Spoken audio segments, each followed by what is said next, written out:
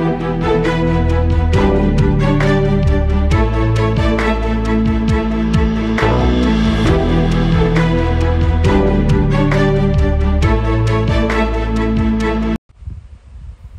yung mensahe ni dating President Rodrigo Roa Duterte para dyan sa taong bayan na dapat sana natin tong not sana, dapat nating seryosohin at pakinggan tong kanyang announcement. Panoorin natin.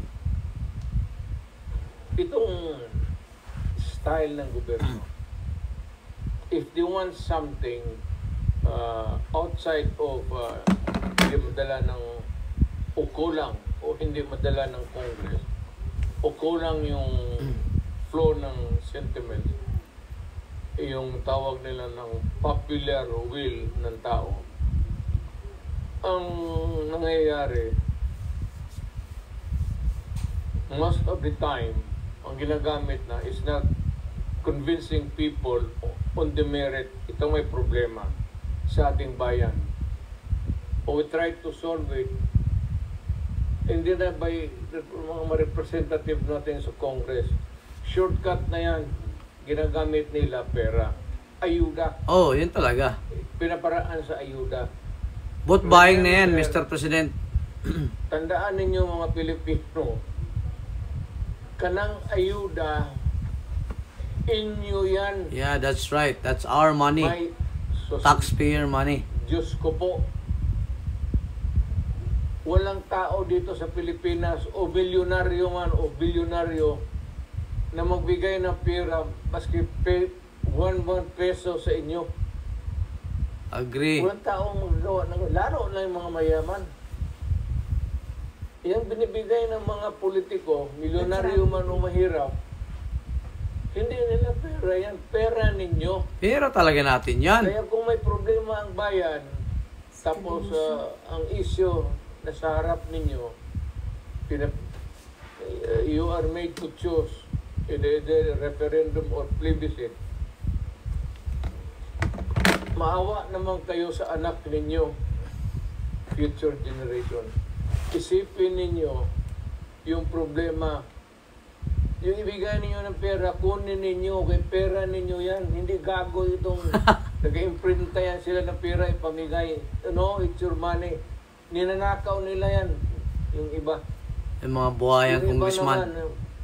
Kagaya ng kongreso nga, parang nauubos talaga ang pera ng Pilipinas. Parang tubig, gastos nila. Uncontrolled use of money. Basta halos imprinta na lang, baski wala na value. Nako po, delikado. Ano kasi natin, ang peso is, ang valuation niyan is gaano kalaki ang negosyo mo. Kung gaya ng negosyo mo sa sari store, yung pera mo na papel, piso 5 pesos or something. Kung dito ka sa mataas, 10 pesos, 50, 100. Kung dito ka naman sa taas, 1,000. Ganun yan. Ganun ang ekonomiya. Kung nandito ang ekonomiya natin, yan lang maibigay natin. Kasi kung paski na bigyan kayo ng sobra-sobrang pera, yung pera magbibili ninyo, mauubos yan.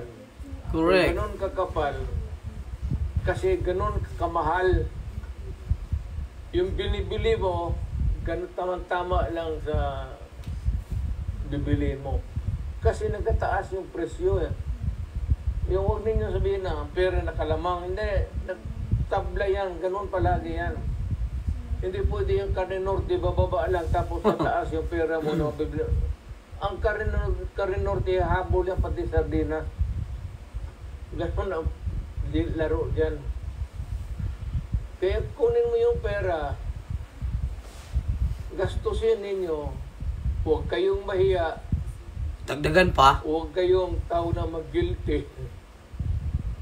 Hindi dapat pera ninyo yan. Walang tao dito sa Pilipinas na gago na bibigay ng pera sa sarili. Pera, ayuda, Huwag ninyong huwag kayong magkaroon utang na loob. Pera ninyo yan. Nilalaro lang tayo. Correct. Tangkapin ninyo yan, pera ninyo. Sabihin ninyo, dagdagan pa ninyo.